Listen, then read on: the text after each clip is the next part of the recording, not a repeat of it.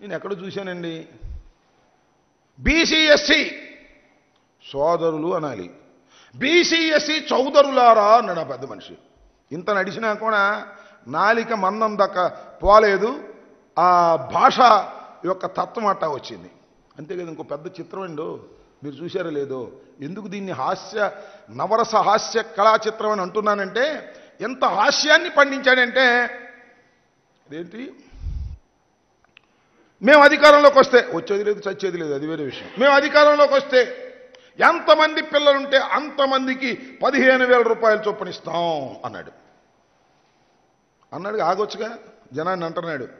ఒక పిల్లవాడుంటే ఎంత అన్నాడు, 15,000 అన్నారు కింద. ఇద్దరుంటే ఎంత అన్నాడు, ఈయన 30,000 అన్నాడు. ముగ్గురుంటే ఎంత అన్నాడు కింద, వాళ్ళు 45,000 అంటుంటే ఈయన ముగ్గురుంటే 90,000 అన్నాడు. 15,000 90,000 అని తెలిసినటువంటి ప్రబుద్ధుడు లోకేష్ గారు. ఆయన లోకేష్ గారంట నిన్న విశాఖలో తన యాత్ర ముగించాడట. దానికి అద్భుతమైనటువంటి ఒక సభ జరపాలంట. అది పోలేపల్లి అనే గ్రామంలో జరిపి అద్భుతంగా జరిగింది.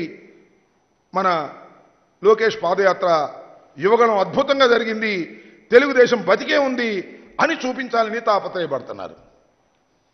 ఉదయభాన్ లాంటి వాళ్ళని పట్టుకురావాలని చూశారు. ఇక్కడ ఇద్దరు దొరికారండి యాంకర్లు. వీడు ఉదయభాన్ కన్నా కొద్దిగా కాస్ట్లీ యాంకర్లు. ఒక ఆయన ఏమో బాలకృష్ణ, తెలుసుగా, సినిమా హీరో. బయటకు వస్తే మేసం తిప్పి హాస్యం చేయటంలో ఆయన మించిన వాడు లేదు. ఆయన ఒక యాంకరు. ఆయన యాంకరు, బంధువు కదా, మామగారు. ఆయనకేం ఉదయభాను గారి లాగా రెమ్యూనరేషన్ ఏం అవసరంలా, పిలిస్తే వచ్చేస్తాడు, అల్లుడు కదా.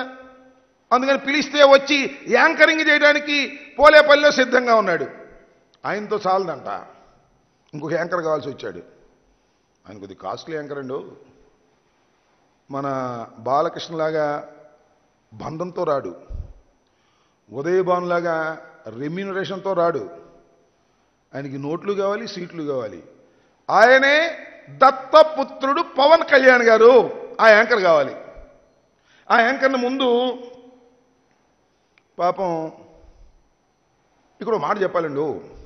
ఈ మొత్తాన్ని మనం చూసినట్లయితే ఏమనిపిస్తుందంటే, మీరు కొద్దిగా ఆలోచన చేస్తే, ఆంధ్ర రాష్ట్ర తెలుగు ప్రజానీకం ఎక్కడున్నా కొద్దిగా ఆలోచన చేసినట్లయితే, ఒక అసమర్థుడైనటువంటి కుమారుణ్ణి నాయకుడిగా చేయటం కోసం ఒక వృద్ధ తండ్రి పడుతున్న పాటలు మీకు కనపడుతూ ఉంటాయి.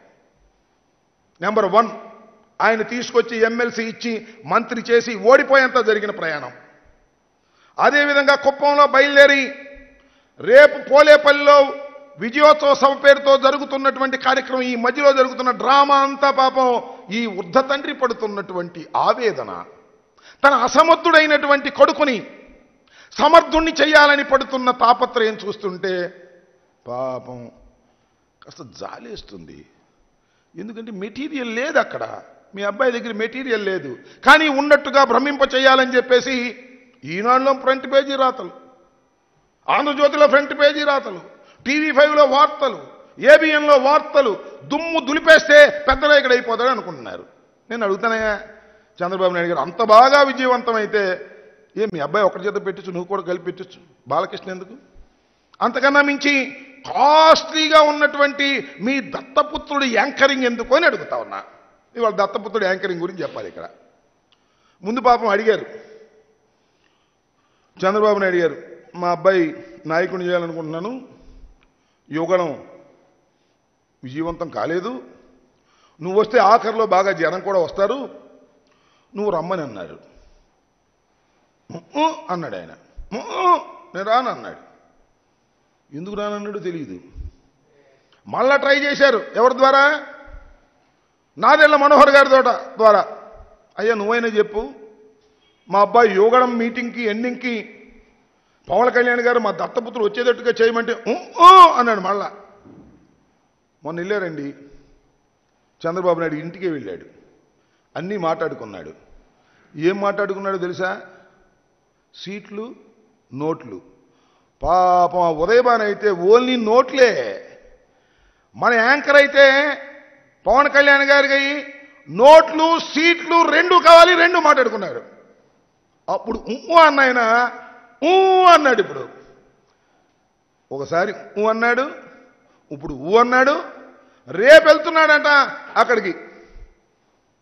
చంద్రబాబు నాయుడు గారి ఆహ్వానం మేరకు కిరాయి తీసుకొని యాంకరింగ్కు వెళ్లే స్థాయికి దిగజారిపోయినటువంటి జనసేన అధ్యక్షుడు పవన్ కళ్యాణ్ గారు గుర్తించమని మనం చేస్తున్నాం.